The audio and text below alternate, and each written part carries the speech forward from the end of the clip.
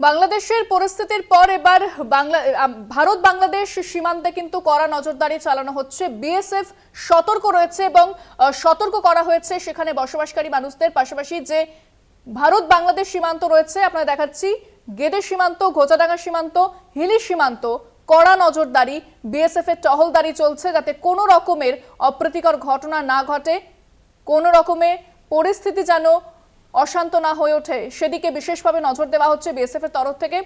গেদে সীমান্তের ছবি আপনাদের দেখাচ্ছি, ঘোচাডাঙ্গা সীমান্ত, পাশাপাশি হিলি সীমান্ত চলছে কড়া নজরদারি, নিরাপত্তা যথেষ্ট আঁটোসাঁটো করা হয়েছে।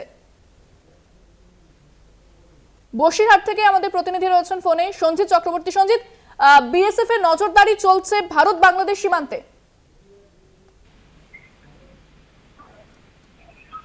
সঞ্জিত, শোনা যাচ্ছে?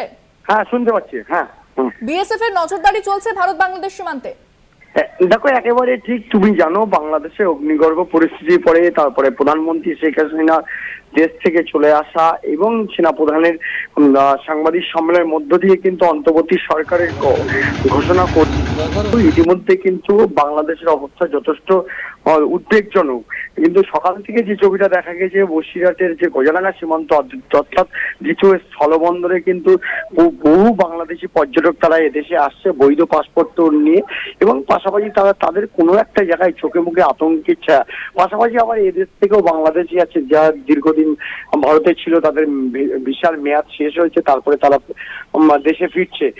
ইতিমধ্যে একটা যে খবর, যেটা হচ্ছে কড়া ব্যবস্থা নিয়েছে সীমান্তরক্ষী বাহিনী, ইতিমধ্যে অতিরিক্ত বাহিনী মোতায়েন করা হয়েছে। কোনো রকম ভাবে বাংলাদেশের প্রভাব অর্থাৎ বাংলাদেশ আজ এদেশের সীমান্তে না পড়ে তার জন্য সব রকম ব্যবস্থা নিয়েছে স্বরাষ্ট্র মন্ত্রক।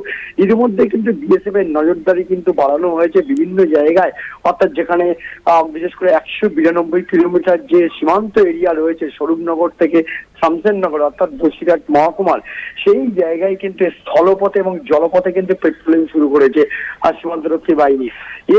কোন রকম ভাবে কোনো অনুপ্রবেশ যাতে না ঘটে বা অন্যভাবে অবৈধভাবে এদেশে ঢুকতে না পারে তার জন্য কড়া পাহারা দিচ্ছে সীমান্তরক্ষী বাহিনীর জওয়ানরা।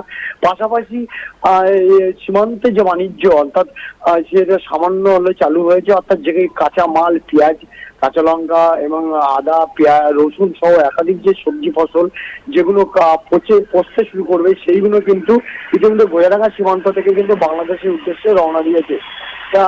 এটা সাময়িক স্বস্তি হলেও কিন্তু যে পরিমাণ 350 থেকে 400 ট্রাক পণ্যবাহী ট্রাক যায় সেটা কিন্তু আপাতত বন্ধ হয়ে রয়েছে, এবং 12টার পর থেকে এই সীমান্ত বাণিজ্য অল্প কিছু শুরু হয়েছে।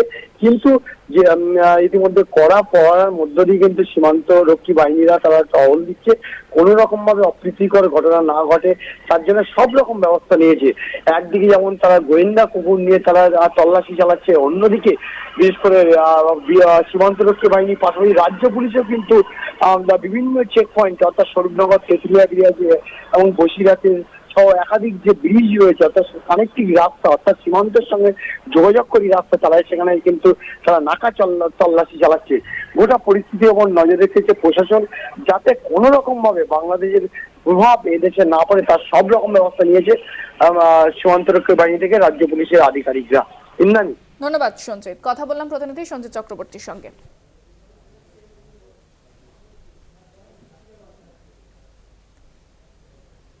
ভারত বাংলাদেশ সীমান্তে চূড়ান্ত সতর্কতা।